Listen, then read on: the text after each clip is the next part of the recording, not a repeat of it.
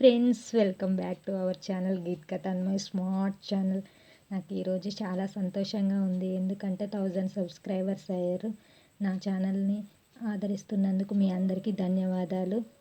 ప్రతి ఒక్కరూ TET DS రాసే వారికి ఖచ్చితంగా ఈ వీడియోస్ యూజ్ అవుతాయి. కాబట్టి ప్రతి ఒక్కరికి మీ ఫ్రెండ్స్కి షేర్ చేయగలరు, లైక్ చేయగలరు, సబ్స్క్రైబ్ చేసుకోండి. నా ఛానల్ని ఆదరిస్తారని మనస్ఫూర్తిగా కోరుకుంటున్నాను. ఈరోజు 10th class Telugu importance bits చూద్దాము.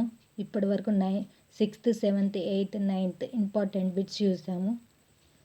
ఈరోజు 10th క్లాస్ ఇంపార్టెంట్ బిట్స్ చూద్దాము. ఫస్ట్ వన్,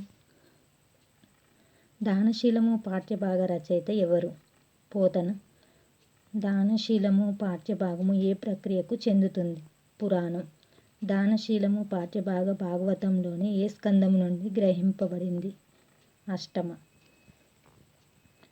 బ్రాహ్మణ వేషంలో వచ్చి రూపం మార్చుకుని ఇంద్రుడనే కవచకుండలాలను అడిగితే ఇవ్వద్దని హెచ్చరించిన వాడు సూర్యుడు. బలిని 3 అడుగులు నేల ఇవ్వమని కోరినవాడు ఎవరు? వామనుడు. రాక్షస గురువు ఎవరు? శుక్రాచార్యుడు. బలి చక్రవర్తికి దానం ఇవ్వవద్దని వరించినవాడు శుక్రాచార్యుడు. ఈ క్రింది వానిలో డాక్టర్ సామర సదాశివ రచన ఏది? ఉర్దూ సాహిత్య చరిత్ర, మలయ మారుతాలు, సంగీత శిఖరాలు. ఎవరి భాష వాళ్లకు వినసొంపు పాఠ్యభాగం ఏ గ్రంథం నుండి గ్రహింపబడింది? యాది. తాత ఇక బట్టు నీ పాను జర్ద డబ్బి అన్నది ఎవరు అంటే లావణ్య.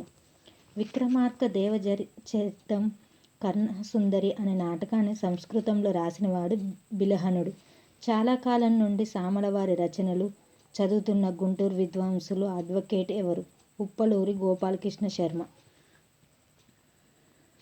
ఉర్దూ కవుల్లో అగ్రగణ్యుడైన కవి ఎవరు? మీర్ తకీమీర్. మసీదు మెట్లపై రోజు కూర్చొని బిచ్చగాళ్ళు, ఫకీర్లు మాట్లాడే భాష నుండి ప్రజలు పలుకుబడి జాతీయాలు నేర్చుకున్నానని చెప్పుకున్న కవి మీర్ తకీమీర్. వీర తెలంగాణ పాఠ్యభాగం ఏ ప్రక్రియకు చెందును? పద్య ప్రక్రియ. తెలుగు సాహిత్యంలో గజల్, రుబాయి ప్రక్రియలను ప్రవేశపెట్టినవాడు దాశరథి. దాశరథి గలీబ్ గజల్లును ఏ సంవత్సరంలో అనువాదించారు? 1961. నా గీతావళి ఎంత దూరం ప్రయాణంబునో అందాక నా భూగోళంబున అగ్గి పెట్టెద అన్నవాడు దాశరథి. తిమిరంతో సమరం గ్రంథానికి కేంద్ర సాహిత్య అకాడమీ బహుమతి ఏ సంవత్సరంలో వచ్చింది? 1974. తెలంగాణమ్మున గడ్డిపోచియున్ సంధియేచెదన్ కృపాణమ్ము అన్నవాడు దాశరథి కృష్ణమాచార్య. అగ్నిధరను అంకితం పొందినవాడు వట్టికోట ఆళ్వారు స్వామి. అగ్నిధర రాసింది ఎవరు? దాశరథి. దాన్ని అంకితం ఇచ్చింది ఎవరికి అంటే వట్టికోట ఆళ్వారు స్వామికి. కొత్త బాట పాఠ్యభాగ రచయిత ఎవరని? పాకాల యశోదారెడ్డి. మహాలక్ష్మి ముచ్చట్లు అనే రేడియో ధారావాహిక కార్యక్రమంతో ప్రజాదరణ పొందిన రచయిత్రి యశోదారెడ్డి. నెక్స్ట్ వన్, తెలంగాణ భాష సౌందర్యాన్ని తెలపడానికి కథను శక్తివంతమైన సాధనంగా మలుచుకున్న రచయిత్రి ఎవరంటే యశోదారెడ్డి. నెక్స్ట్ వన్, కొత్త బాట పాఠ్యభాగం ఏ మాండలికంలో రాశారు? ఉత్తర మాండలికం. అంతర్జాతీయ గూగుల్ ఆర్గ్ సంస్థ వారి ఉత్తమ గ్రామ పురస్కార్ పొందిన గ్రామం ఏది? కొండాపూర్. నగర గీతం పాఠ్యభాగ రచయిత ఎవరు? అలిశెట్టి ప్రభాకర్. నగర గీతం పాఠ్యభాగం ఏ గ్రంథం నుండి గ్రహింపబడింది? City life. ఏదైనా ఒక అంశాన్ని కొసమెరుపుతో, వ్యాంగ్యంగా, చురకలతో, తక్కువ పంక్తులతో చెప్పడాన్ని ఏమంటారు? మినీ కవిత.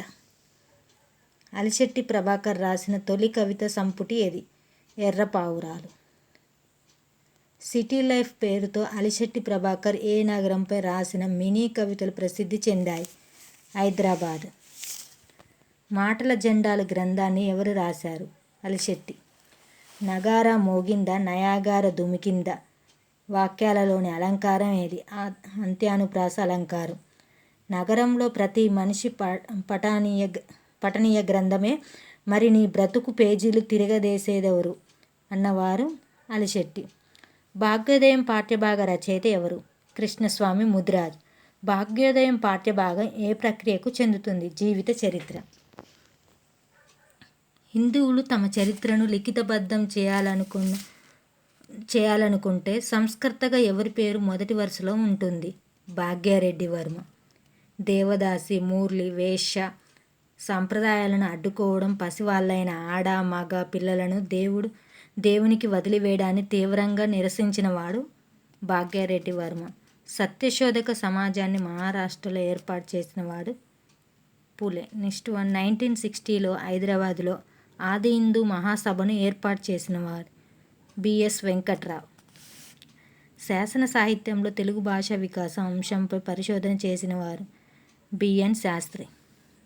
క్రింది వానిలో శతక లక్షణం కానిది ఏది? వర్ణనా నైపుణ్యం. రాజులమ్మత్తులు వారి సేవ నరకప్రాయంబు అని రాజనింద చేసినవాడు దూర్జటి. తెలంగాణలోని జానపదులు కూడా అలవోకగా పాడుకునే పద్యాలు శేషప్ప కవి ఏ శతకంలోనివి? నరసింహ శతకం. అవధాని శశంక, ఆసు కవిత కేసరి అనే బిరుదులు కలవారు ఎవరు? గుమ్మనగారి లక్ష్మీనరసింహ శర్మ.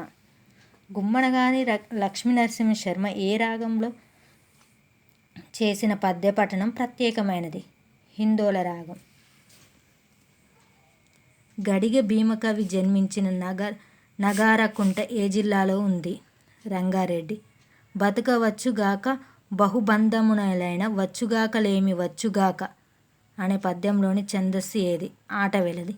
లక్ష్యసిద్ధి పాఠ్యభాగం ఏ ప్రక్రియకు చెందును? సంపాదకీయ వ్యాసం. తక్కువ మాటల్లో పాఠకులను ఆకట్టుకునేటట్లు ఆలోచించేటట్లు చేయడం దేని లక్ష్యం? సంపాదకీయం. తెలంగాణ సచివాలయంలో ఏ దేవత విగ్రహం ఉండేది? నల్లపోచమ్మ. ఎన్నాళ్ళో వేచిన ఉదయం అనే వ్యాసం ఏ పత్రికలో వచ్చింది? ఈనాడు. పొద్దు పొడుపు వ్యాసాన్ని ముద్రించిన పత్రిక ఏది? ఆంధ్రజ్యోతి. తెలంగాణకు నవవసంతం అనేది ఏ పత్రికలో ప్రచురింపబడింది? విశాలాంధ్ర. గోల్కొండ సంపాదకుడిగా సురవరం ప్రతాప్ రెడ్డి ఏ సంవత్సరంలో నియమించబడ్డాడు? 1939 ఆగస్టు 3. తత్కాలానికి చెందినవే అయినప్పటికీ భిన్నమైన కాలాలకు వర్తించేవి ఏవి? సంపాదకీయాలు. జీవన భాష్యం పాఠ్యభాగ రచయిత ఎవరు? సి. నారాయణ రెడ్డి. జీవన భాష్యం పాఠ్యభాగం ఏ ప్రక్రియకు చెందును? గజల్. గజల్లో ఉండే పల్లవిని ఏమంటారు? మత్ల. గజల్లో ప్రతి పాదం చివర ఉండే కవి నవముద్రను ఏమంటారు? తక్కుల్లస్. గజల్లో ఉండే చరణాన్ని ఏమంటారు? మక్త. సినారెకు జ్ఞానపీఠ అవార్డు ఏ గ్రంథానికి వచ్చింది? విశ్వంభర. సినారె కలానికి గలానికి ఉన్న ప్రత్యేకత ఏమిటి? కలానికి గలానికి శబ్దశక్తి, అర్ధయుక్తి. గోల్కొండ పట్టణం పాఠ్యభాగం ఏ ప్రక్రియకు చెందును? వ్యాసం. గోల్కొండ పట్టణ నిర్మాత ఎవరు? అజంఖాన్. పారశీక దేశపు రాయబారి అతని అనుచర వర్గమునకు బస ఏర్పాటు చేసిన భవనం ఏది? దిల్కుషా. దొడ్డ బార్బోవా వృక్షం ఏ దేశం నుండి అబ్దుల్లా కుతుబ్షా తెప్పించాడు? ఆఫ్రికా. ఒక్క ఒన్ను విలువ ఎన్ని రూపాయలు? 4 రూపాయలు. 1687లో గోల్కొండ పట్టణాన్ని నాశనం చేసిన వారు? ఔరంగజేబు. గోల్కొండ పట్టణంలో ప్లేగు వ్యాధి మహమ్మారి పీడ సంభవించిన కాలం ఏది? 1589. ప్లీజ్ లైక్ చేయండి, షేర్ చేయండి, సబ్స్క్రైబ్ చేసుకోగలరు.